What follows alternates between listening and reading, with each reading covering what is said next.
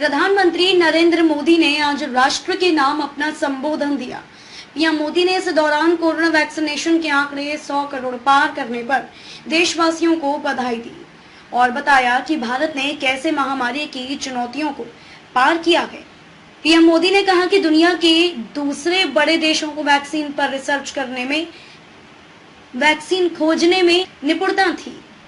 भारत अधिकतर इन देशों की बनाई वैक्सीन पर ही निर्भर रहता था, लेकिन अब भारत आत्मनिर्भर हो गया है। बता दें कि पीएम मोदी कोरोना काल में अब तक 9 बार देश को संबोधित कर चुके हैं। पीएम मोदी ने कहा कि कोरोना काल में कृषि क्षेत्र ने हमारी अर्थव्यवस्था को मजबूती से संभाले रखा।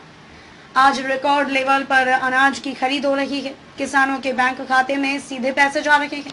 वैक्सीन के बढ़ते कवरेज के साथ ही हर क्षेत्र में सकारात्मक गतिविधियां तेज हो रही हैं। पीएम मोदी ने कहा कि पिछली दिवाली पर हर किसी के मन में एक तनाव था, लेकिन इस दिवाली 100 करोड़ वैक्सीन डोज के कारण एक पैदा हुआ विश्वास है।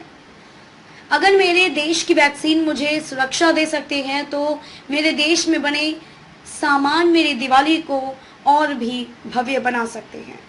पीएम मोदी ने कहा कि देश के नागरिकों ने ताली थाली बजाई, दिए जलाए, तब कुछ लोगों ने कहा था कि क्या इससे बीमारी भाग जाएगी, लेकिन हम सभी को उसमें देश की एकता दिखी, सामूहिक शक्ति का जागरण दिखा।